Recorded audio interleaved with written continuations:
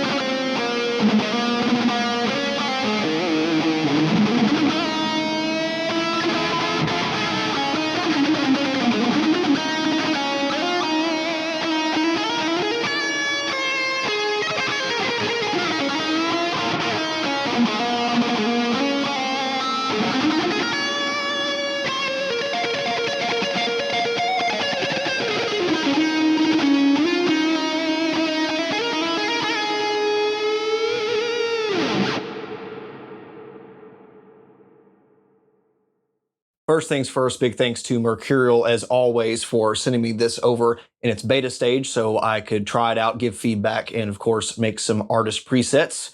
Check those out in the link in the description or pinned comment, wherever I put them. There'll be 9 or 10 you guys can use to get started if you do choose to pick this one up. And I think for a lot of established Mercuriall users, you will probably want to, though this one won't be quite as straightforward as some of the other amplifiers that they've released so far. With that, this is also not a paid review, as I don't do those, so I'll be voicing some of my feedback and things that I think can be improved with Ampbox overall. But this is another solid entry, and I'm excited to cover it because, as probably most of you know, even if you've only watched some of the past 10 to 12 videos I've made, you probably know that I'm a big fan of this particular line of amplifiers, so I'm going to get along swimmingly with this plugin, as it does indeed model the dual rectifier Rev G. And that is an important distinction to make, because with a lot of the hardware and even software tones that we've explored when it comes to dual rectifiers or single rectifiers, they don't revolve around the classic 90s Rev F, Rev G sounds that a lot of people think of, which to me is the definitive rectifier sound, that and the blackface rectifier, of course. And while there is fierce competition in the VST plugin world when it comes to the rectifier sound, very few, if any, to my knowledge, modeled this specific model of rectifier, and us basin nuts get very particular over those things, especially considering that they already have the 90s legend Reaxis. Then it makes for a good pairing, especially in their all-in-one software suite. So before we get back into some more tones, let's look at the additions that not only Rectifier adds, but some of the other expansions to Ampbox, which includes this new IR section. While I've been generally satisfied with this classic 2-microphone single cabinet setup they've had since the Spark days, one of my biggest points of feedback has been an expanded cabinet section, or at least the easier ability to load your own IRs. Of course, you can do that, but it's not been easy to do that through presets. And with this opens up a whole new door to different tones that I think was very much needed, especially with expanded amplifiers. So we have this included section by Max Morton from Morton Studio, and a lot of these not only pair great with the Rectifier, but of course their previous models, which I've not explored to its fullest potential, but you'll definitely see me using a lot of these Marshall and Mesa and even a couple SLO inspired cabinet sounds to craft a lot of the presets. I think that is a huge addition, and it's another one of those things that I'm glad they're continually updating the Ampbox platform, because whether you own one or all the amplifiers within Ampbox, you'll be able to reap the benefits of this update. Going on to Rectifier itself though, just like Euphoria before it, you can actually go under here in settings and change the aesthetics of the amp, which is a nice touch. Again, being a Rectifier fan, I would love to see a skin for that, even if it's not the true Rectifier. It would, fit with the aesthetics of Reaxis. But I digress. The big thing here you'll see is, unlike some other later Rectifier models, this is indeed the 2-channel, which works a little differently than the single behind me. So the red channel, the classic channel 2 sound that a lot of us are familiar with, it works exactly how you would think it should for a rectifier. For a lot of the tones we go after, you're going to see I'll probably have some sort of tube screamer style overdrive up front, maybe a graphic EQ, maybe both, because especially with lower tunings, obviously the rectifier series can get chunky, and that's what a lot of us like. With that, the style switch definitely works as you would expect, going between the normal, basically zero negative feedback in the power amp sound to the vintage, kind of somewhere between a Marshall and SLO level of feedback that you can get a little smoother and more appropriate for classic rock and hair metal sounds. Now, when it comes to this channel in particular, I can generally achieve a satisfactory tone out of just about any software solution. But the one that often gets missed and is a core staple of a lot of those 90s and early 2000s sounds we associate with this amp is the orange channel, channel 1. Unlike my single, which has a green channel 1 and can do this clean to pushed kind of variety, this can go anywhere from basically Fender clean to an almost carbon copy of the red channel with this high gain orange mode, which was called clone orange on the actual amp. Now, the differences are so subtle that you would be forgiven for not being able to even hear the difference between modern red, normal red, versus the orange on high gain. But there is some subtle subharmonics differences that I like, and I actually really prefer if you're going to track, let's say, the rhythm guitars with red, it sounds really nice to use the lead guitars on the orange channel, especially when pushed with one of those aforementioned pedals, or the other way around. If you're using orange on your rhythm, it can be a nice complementary sound to have your reds be on the lead. In a nutshell, and I'm sure you'll hear this in some of the presets, the red channel kind of has this more growly bite to it, a very distinct, focused, low-mid scoop, even though the gain structure sounds relatively the same between the two modes. And then the orange channel is kind of more grunty in nature. Still scooped overall, but a little more flat and balanced. Maybe even a little bit more top-end fizz in some of those critical frequencies. And so they kind of pair really well together, even if you wanted to quad track them. So again, I'm going to take advantage of that mode very heavily, since it's one that I can't do with my real amplifier. Beyond that, the staple controls pretty much behave as you would expect. There is the diode tube rectifier tracking switch, which is great. Again, I generally only use the tube stuff for lower gain sounds and maybe really extreme stuff where I want some of that sag and bounce added to the power amp section, but most of the time I would stick to diode anyway. The presence controls, being kind of in different spots depending on what mode you're in, do behave as you would expect, especially on the red channel. And on the orange mode, presence only really works as a power amp presence on the clean sound, just as you would kind of expect. And it is kind of unfortunate that a lot of people write off the clean mode on these 2-channel models, though from a circuit standpoint, it is kind of an afterthought, but it can sound really nice, especially when you start to tickle the red and push it into maybe some crunchy American sounds. Perhaps the most standout feature for me is this mod switch, which engages the infamous 1 mega ohm potentiometer mod, one I would kind of really like to explore with my real amplifier.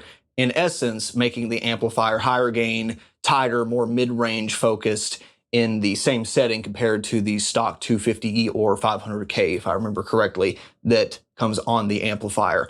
I will definitely be taking advantage of this in a couple of my artist presets. Sounds great, does exactly what you would expect it to do if you've read up on that modification. So fantastic inclusion here, and I certainly wouldn't be mad at seeing other modifications later down the road if they could implement that.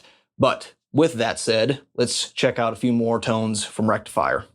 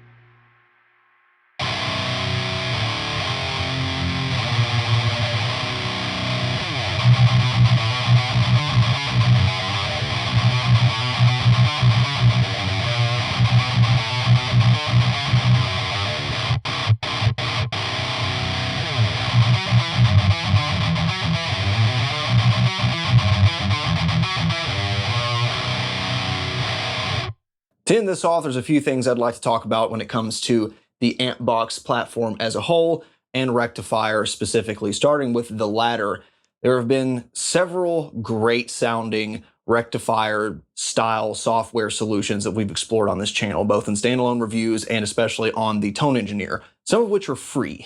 If that is all you want and that does everything you need it to do, this is a hard sale. This is one that I can't really say, well, the quality increase is worth how many ever dollars this would cost you, depending on whether you own the other amplifiers or not. But if you were someone that already owns, say, Reaxis or Euphoria or U530, all of the above, you like the interface, you like having all of these things being able to open up simultaneously, have all of your overdrive, the distortions and stuff that Mercurial has been curating this whole time in one place, then it makes it pretty easy to recommend.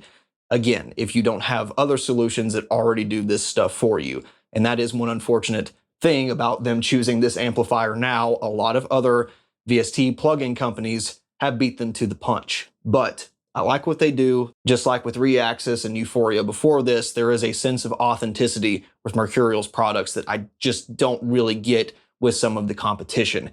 So again, if you already have everything else and you like the package and you're looking for this kind of sound to mingle with what you are already using, then it is pretty easy to recommend. And especially with the inclusion of the new impulse responses, you can get some great sounds out of it. When it comes to Ampbox as a whole, Mercurial actually recently sent out a survey to their customer base. I don't know if everyone got it or just a select amount. I did. That was asking for feature feedback for Ampbox. And they're starting to address my number one biggest issue, which was the cabinet selection. Yes, I can open up, a third-party impulse response loader in stereo, take care of that. But, 1 versus 2 plugins in the chain, not a big deal. But if you've already got everything else you like right there, then it just makes sense, right? And so the Max Morton stuff, that collaboration, great step in that direction as an all-in-one, ready-to-go kind of package.